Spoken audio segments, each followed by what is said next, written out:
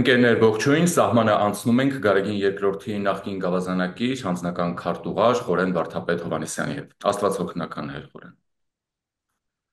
Աստված պահապան ձեզ, պարոն Ոսկանյան։ Այսօր Հայաստանում բուռն կրքեր են հասունացել վարչապետ Փաշինյանի գրառումներից, իսկ ավելի ստույգ կառավարության նիստում արտաբերած մտքերից հետո գործադիրի նիստին վարչապետը խոսելով եկեղեցիների նման կոթողների մասին ասաց, որ շատ հաճախ երբ ինքն էլ այցելում է, տեսնում է, որ այդ վայրերը վերածվում են իր բառերով ասած չուլանի, ով ինչ անպետքիչ եւ այլն ունի, տանում լցնում է եկեղեցիների մեջ եւ հարցադրում են անում, արդյոք մենք այսպես ենք վերաբերում մեր կոթողներին, մեր սրբություններին եւ այլն։ Չգիտես ինչու այս դիտարկումը բուռն քննադատության արժանացավ տարբեր եւ բարձրաստիճան հոգեվորականների կողմից, որոնք սկսեցին ոչ հարգալից բառապաշարով անվանակարգել վարչապետին, նրա ընտանիքին եւ այլն, եւ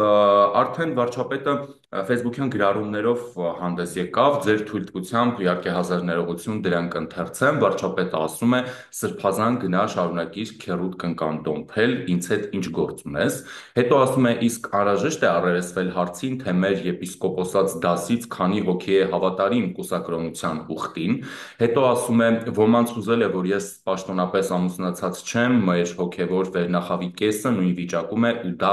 ոմանց չի հուզում, հետո նշում է իսկ ինչ է լինում, երբ պարզվում է, որ կուսակրոն հոգևորականը խախտել է կուսակրոնության ուխտը, նա զրկվում է պաշտոնից, աստիճանից եւ փիլոնից։ Հիմա որն է բարոյապես ավելի ազնիվ կամավոր հրաժարական տալ, թե ընկնել մտատանջությունների գիրկը, տեսնես կլինի քննություն, տեսնես կբացահայտվի իրականությունը, եւ եւս մեկ գրառում է անում, կուսակրոնության ուխտը խախտած բոլոր հոգևորականները պետք է հեռանան հոգևոր ծառայությունից, որևէ մեկի անձնական կյանքը, որևէ մեկի գործը չէ, բայց ժողովուրդը իրավունք ունի ունենալ եկեղեցի հոգևոր ու բարոյական արժեքներ։ Նախ կխնդրեմ արձագանքել վարչապետի այս հայտարարություններին, որոնք պայթեցրել են մեր հասարակությունը եւ հոգևոր դասի ներկայացուցիչները, քաղաքական գործիչները եւ մյուս կողմից վարչապետը իր սատարողները, իր թիմը, այսպես ասենք, կարծես թե մարտի են բռնվել։ Կառավարության նիստի ընթացքում վարչապետ Փաշինյանի արած հայտարարությունները անխիթար վիճակում գտող տաճարների մասին ես ընդունեցի իբրև սրտացավ հայ մի հավատացյալի Հայաստանի ղեկավարի կողմից արձանագրում, որ ճանապարհ էր փնտրում, առաջարկներ էր սպասում, թե ինչպես կարգի դնեն եւ այդ բարձի թողի իր բառով ասած այդ չուլանային վիճակը չլինի։ Որևէ մեկը չի կարող ժխտել, որ շատ տաճարներում այդպիսի անմխիթար վիճակ է տիրում։ Ես ինքս 15 թվականին մի քանի ամիս եղել եմ Սուրբ Գայանե վանքի վանահայրը եւ պիտի ասեմ, որ Լեռների մի տաճար չէր, այլ Սուրբ Էջմիածնի հարևանությամբ եւ ցավով պիտի նշեմ, որ Գայանեում, Սուրբ Գայանեում չուլանային վիճակ էր տիրում, ինչ ասեմ, ներսում ուղղակի լուսավորություն չկար, սրբապատկերները անմխիթար, ամեն կողմ ավերակ վիճակ էր, տաճարի դռները չէին փակվում անգամ։ Ես մի քանի ամսվա ընթացքում հասցրեցի բարերար հայորդիներ գտնել, խնդրել լուսավորություն շատացրեցինք տաճարի ներսում, վերականգնեցինք եւ նոր տասնյակից ավել սրբապատկերներ գեղեցիկ շատ բերեցի եւ հերթը հասել էր դռներին եւ վանքի բակի նստարաններին եւ աղբամաններին, երբ նայում էի, ամաչում էի, կարծես մոնղոլ թաթարները հենց նոր անցած լինեին, այսինքն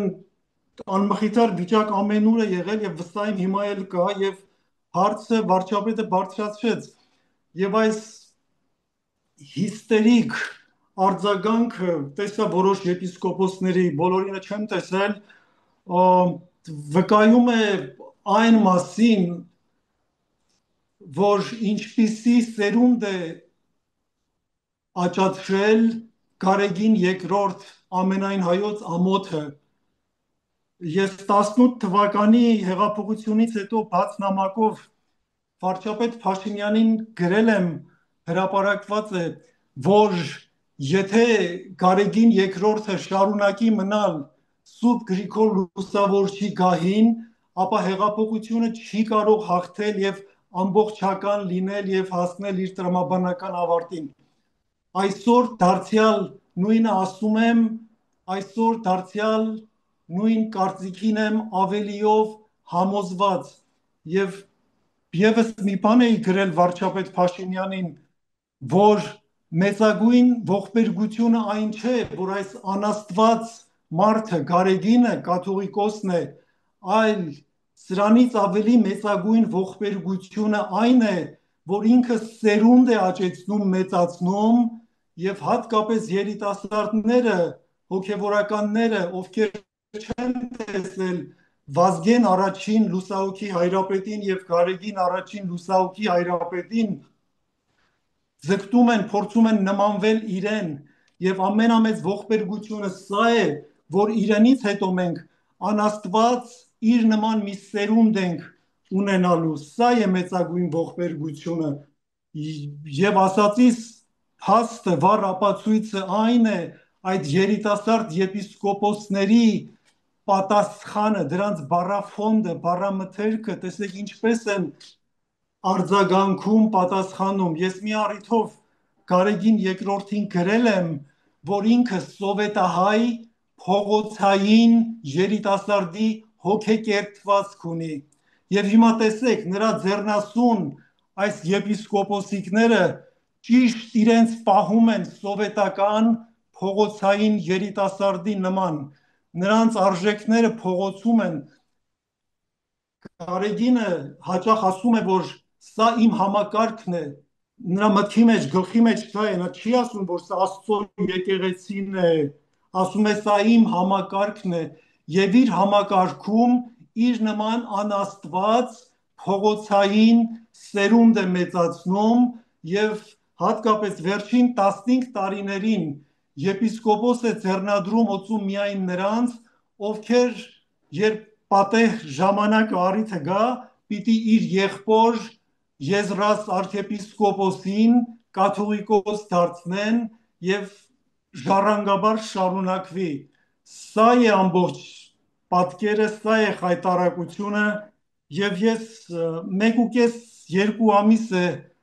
տարբեր առիթներով, տարբեր հարթակներում շանթահարել եմ այս չեքիստ ներսիսյան եղբայրներին, Գարեգինին եւ Եզրասին, սպասում էի, որ պիտի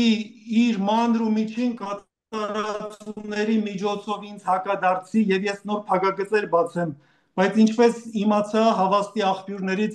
բոլորին հրահանգել է, որ ինձ չքննադատեն, չպատասխանեն, իբրև թե ձնագնդին իր խելքով չմեծանա եւ ես լռեմ, բայց նրանք այսօր հարձակվեցին Հայաստանի Հանրապետության ընտրված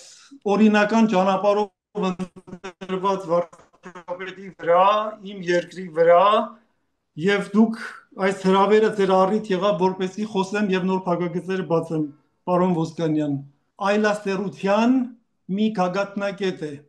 Եթե ուզում եք իմանալ ինչպիսին չպիտի լինի ոչ միայն կաթողիկոսը, հոգևորականը, քրիստոնյա հայը, այլ նաև մարդը, նա ինչպես մի առիթով ասել եմ, պատմական բոլոր կրոնների հետ աղերս չունի, նա ունի երկու իրականություն, փող եւ Լուբյանկա երկուսում իր տերերը, որոնց ծառայում է։ Եվ հենց հիմա, եւ նրա ամեն օր գահի վրա նրա մնալը ազգային անվտանգության նոր խնդիրներ է հասունացնում Հայաստանի Հանրապետության համար։ Հենց հիմա նա Շվեյցարիայում է, ինչու է գնացել, գիտեք, իբրև թե գնացել է միջազգային համաժողովի, որտեղ քննարկում ճանապարհներ է փնտրում, թե ինչպես Արցախահայությանը վերադարձնի Արցախ եւ Արցախի եկեղեցիների պահպանման հարցը։ Զավեշտ, ծիծաղել, լի մի բան, սա ուղղակի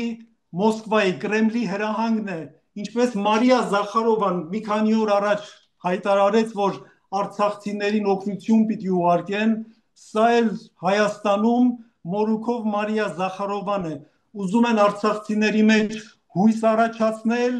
բորբոքել ընդդեմ Ադրբեջանի, երբ ռուսները Կրեմլը Արցախը հանձնեցին Ադրբեջանին, հույս ունեին Սյունիքը պիտի վերցնեն եւ այդպիսով լծակ ունենան Ադրբեջանի Թուրքիայի վրա, բայց նրանց այդ դավադիր նպատակը չի իրականանում, Սյունիքով չեն կարողանում, Ալիևը ընդհանրապես չի ենթարկվում իրենց, հիմա փորձում են նորից մերոնց խեղճ տնավեր եղած արցախցիների միջոցով պատկերացնում եք Գարեգինը համաժողով է անում Շվեյցարիայում արցախցիների Արցախ վերադարձի մասին, երբ մեր Արցախի սիրելի ժողովրդին տեղահան արեցին 23 թվականին Բաքվում Մոսկվայի դեսպան Եվդակիմովը հայտարարեց, բաց ինֆորմացիա է, Գարեգինը կարող է տեսնել, որ Բաքուն հակաահաբեկչական գործողություն է իրականացնում, այսինքն մեր արցախցիները ահաբեկիչ են, հռչակեց, սա Մոսկվայի պաշտոնական կարծիքն էր, Գարեգինը ծպտուն չանեց, բլոկադայի ժամանակ չհավաքեց իր եպիսկոպոսներին խաչով, խաչվառով, գնար Հակարի կամուրջ եւ ժամերգություն աներ իր բանավոր հոտին, որ պատրաստվում էին տնավեր անել, այնտեղ պաշտպաներ եւ հաց հասցներ։ Ոչ մի բառ չասեց, քանի որ այդ ամենը կազմակերպում էր տեղահանությունը իր գործատուները Լուբյանկա 2-ից։ Եվ այսօր, երբ դուրս հանեցին, վտարեցին, ձայն չհանեց, այսօր կարծես մտածում է մեր ժողովրդի ետ վերադարձի մասին։ Արկածախնդրություն, ուզում է Հայաստանը նոր պատերազմի պրովոկացիայի մեջ քաշել եւ որպեսզի արցախցիների մեջ սուտ հույսեր առաջացնի, այսքանը նա երբեք Արցախահայության մասին չի մտածում, նա զինվորական է ինքը եւ իր եղբայրը երկու չեկիստներ, որ ծառայում են մի տիրոջ Մոսկվայի ցարին։ Շիրակի թեմի առաջնորդը arczepiskopos Աչապահյանը հայտարարություն է տարածել, նշել է, ցիտում եմ, այս պատերազմում հաղթելու է եկեղեցին։ Ինչ պատերազմ, ինչ հակադրություն, եկեղեցին ինչ գործ ունի աշխարհի կյանքում, քաղաքականության մեջ, իշխանություն փոխել չփոխելու մեջ, ինչ են խոսում այս մարդիկ։ Գարեգին երկրորդը եւ իր կատարածու եպիսկոպոսներ այլևս Գարեգինը երբեք կապ չի ունեցել եւ որոշ եպիսկոպոսներ ժամանակին հանձնվել եւ հավաքագրվել են։ Նրանք կապ չունեն։ Գարեգինը այլասերության գագաթնակետն է, Հայաստանի թշնամին է, հայ եկեղեցու թշնամին է։ Պատերազմը Արցախում էր, ինչ արեցիք, հիմա եմ հիշում, ինչու չգնացիք եւ պաշտպանեցիք մեր ժողովրդին։ Սրանք ուղղակի Մոսկվայի հրամանը կատարողներ են, մոտենում է 26 թվականի ընտրությունները եւ ահա, ինչպես ասացի, Մարիա Զախարովան Մոսկվայից եւ Հայաստանում իր 5-րդ չարասյունը, սա նրանք եկեղեցու հետ ուղղակի կապ չունեն։ Գարեգինը աղերս չունի մեր հայրերի Աստծո հետ։ Նա աշխարհիկ է, չեքիստ է եւ նրա միակ նպատակը եւ նա սիրահոժար չի անում, նա իր ցանկությամբ չի անում, նա հրաման է կատարում եւ իր ենթականերն էլ իր կամակատարներն են։ Հայաստանի Հանրապետությանը պատերազմ են հրահրել։ Ինչպես անցյալում ասեցի, տեսեք ովքեր են Կովկասում շքանշան ստանում։ Ալիևները ստանում են, որ հարձակվեն Սյունիքի վրա, Ներսիսյան եղբայրները Գարեգինը եզրածը ստանում են, որպեսզի Ներսիս դարպասները բացեն եւ նրանց ենթակա սրբազանները ոչ ոք չի կարող առանց Գարեգինի կարծիք հայտնել, կարծիք ունենալ։ Եթե որևէ սրբազան ինչ որ բան է ասում, ապա ասում է նրա հրահանգով, անմիջական։ Այնտեղ ոչ ոք գլխատված է, ոչ ոք իրավունք չունի կարծիք ունենալու։ Սրանք ուղղակի ցարին ծառայող ուժեր են, դժբախտաբար Սուրբ Էջմիածինը այսօր վերածված է FSB-ի հայաստանյան գլխամասերից մեկը, որի նպատակն է տապալել Հայաստանի ընտրված օրինական ճանապարհով իշխանությանը եւ Հայաստանը դարձնել գուբերնիա։ Գերագույն նպատակն է սրանց Սյունիքը հանձնել ռուսներին, որպեսզի ռուսները Սյունիքի ճանապարհի միջոցով կարողանան վերահսկել Ադրբեջանին, Իրանին եւ Թուրքիային։ Իրենց ցարի հաշվարկները սխալ դուրս եկան, Արցախը հանձնելով իր բոլոր լծակները կորցրեց Բաքվի վրա եւ հիմա նորից ուզում է մեր հայերիս Հայաստանի հաշվին լծակներ, ազդեցություններ ձեռք բերել, որը պիտի լինի, եթե հաջողվեն Հայաստանի կործանումը եւ Հայաստանում իր չեքիստների միջոցով, Գարեգինի եւ իր մանր ու միջին կատարածուների միջոցով փորձում են ցնցումներ առաջացնել։ Այս է ուղղակի պարզ է, քարտերը բաց են, բոլորը բաց քարտերով են խաղում խոսում։ Վարչապետի իհարկե բառապաշարը քննելի է, որովհետև հանրային գործով զբաղվող առավելևս երկրի վարչապետին հարիր չէ այդպիսի բառապաշարով արձագանքել, թեկուզ եւ շատ սուր քննադատության, թեկուզ եւ քննադատությունը բացարձակապես առողջ չէ, թեկուզ եւ քննադատությունը համեմված է վիրավորանքներով եւ այլն, հենց իրենք այդ քաղաքական դասը պետք է լինի նաեւ օրինակը, դե հոգեվորն էլ պետք է լինի բնականաբար, այստեղ այնքան է ամեն ինչ խառնվել իրար, բայց այն որ եկեղեցում կան խնդիրներ, դրանք անժխտելի են, այն որ եկեղեցին ունի մաքրման, վերափոխման կարիք եւս անժխտելի է, բայց օրինակ երբ բարձրացվում է եկեղեցու վերաբերյալ ցանկացած հարց, օրինակ ես նկատի ունեմ այս կամ այն հոգեվորականի մասով, հա, օրինակ հարցադրում,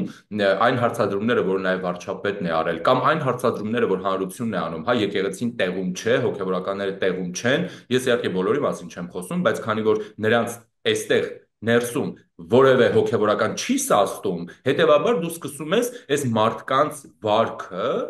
իդենտիֆիկացնել ընդհանուր կառույցի հետ, չէ՞, որովհետև համենայն դեպս ես չեմ տեսել, որ հավաքվի եկեղեցու առողջ մասը եւ փորձի ինքնամաքրման ինչ-որ ճանապարհով գնալ, ազատվելու նաեւ սրանց նման ոչ հոգևորականներից, հա, որոնք առավոտից երեկո քաղաքական տեքստեր են ասում, ադրբեջանական նարատիվներ են տարածում եւ այլն։ Ինչու է եկեղեցին այսքան զգայուն այդ հոգևորականները ինչու են այսքան զգայուն, երբ հարցը վերաբերում է նաև իրենց քննության ենթարկելու, իրենք հո երկնքից չեն իջել, որ անքննելի են։ Եկեղեցականների առողջ զանգվածը, ցավոք, պարոն Ոսկանյան, ընկճված է, զսպված է եւ վախվորած խոսքի ձայն հանելու կարծես կարողությունը, ուժեղությունը կորցրել է։ Եվ սա այն պարագան է, երբ ասում են ձուկը գլխից է նեղում։ Օրինակ, եթե Գարեգին երկրորդ կտրիչ Ներսիսյանը հոգևոր մեկը լիներ, բոլորը պիտի ձգտեին նմանվել նրան։ Հիմա ես ասում եմ, նրա վերջին զավակը ծնվել է Միացյալ Նահանգներում։ Իր երկար տարիների սիրուհիներից մեկից, ում ընտանիքը Գարեգինը քանդել է տարիներ առաջ, նա բաժանվել է ամուսնուց եւ բաժանվելուց հետո հղիացել եւ Գարեգինը նրան ուղարկել է Միացյալ Նահանգներ եւ այնտեղ պատկառելի տարիքում Գարեգինը վերջին զավակը Միացյալ Նահանգներում է ունեցել։ Եթե կարող է թող արձագանքի, ես հականե, համվանե կհրապարակեմ ամեն մեկին եւ ամեն փաստ։ Նա զավակներ ունի մեկից ավելի կանանցից եւ ուզում եք, որ այդ երիտասարդ հոգեվորականները իրենից ինչ սովորեն, նրանք, ինչպես ասացի, ովքեր չեն տեսել հատկապես երիտասարդները Վազգեն եւ Գարեգին առաջին լուսահոգի վեհապարներին, նրանք չգիտեն ուղղակի կաթողիկոսը ինչպես է լինում։ Երիտասարդները այս հրեշին են տեսել եւ դժբախտաբար այս երիտասարդների մեծ մասը արդեն նմանվել է իրեն եւ իր նման է եւ մեծագույն ողբերգությունը այն է, որ իրենից հետո դեռ այս վիճակը մեր եկեղեցում պիտի շարունակվի։ Այդ երիտասարդ սրբազանների հակադարձումը տեսեք վարչապետին բառապաշարը եւ կտեսնեք ինչ անդունդի մեջ է հայ եկեղեցին։ Այսպիսի անմարդկային, անբարոյական պոռնկացող մեկն է կաթողիկոսի գահային բազմած մեկը եւ դրա համար ոչ մեկ չի համարձակվում եւ ով իր նման պոռնկացող չէ, շնացող չէ, մի քանի կանանցից զավակներ չունի, տեղ չունի եկեղեցում։ Եթե հլու հնազանդ չես, եթե քո համար մի մեծահարուստ դրամ չի վճարել, իր կամակատարը չես եւ եզրասին պիտի կաթողիկոս չանես իրանից հետո դարձնես, դու տեղ չունես, ձայնազուրկ ես եւ հալածված ես։ Այս մարդը այնպիսի այլասերված մեկն է, որ անգամ ընտանիք պետք չէ թողել սրան։ Ինչ ասեմ, սա այլասերության գագաթնակետն է, ամոթ է նրա ձեռքը սեղմել, անպատվություն է նրա ձեռքը համբուրելը, պղծություն է ուղակի այս մարդու ձեռքը համբուրելը։ Պետք է օր առաջ ազատագրենք մեր եկեղեցին եւ Սուրբ Էջմիածինը երիտասարդ հոգևորականների համար ուղղակի դժոխք է, կործանարար է այսպիսի կաթողիկոսի նայել, տեսնել եւ նրան նմանվել։ Շնորհակալ եմ զրույցի համար։ Ես եմ շնորհակալ։ Աստված օրհնի Հայաստանը եւ ձեզ։ Շնորհակալություն։ Ընկերներ, զրուցում էի Գարեգին երկրորդի նախկին գավազանակիր, նրա անձնական քարտուղար Խորեն Վարդապետ Հովհաննիսյանի հետ։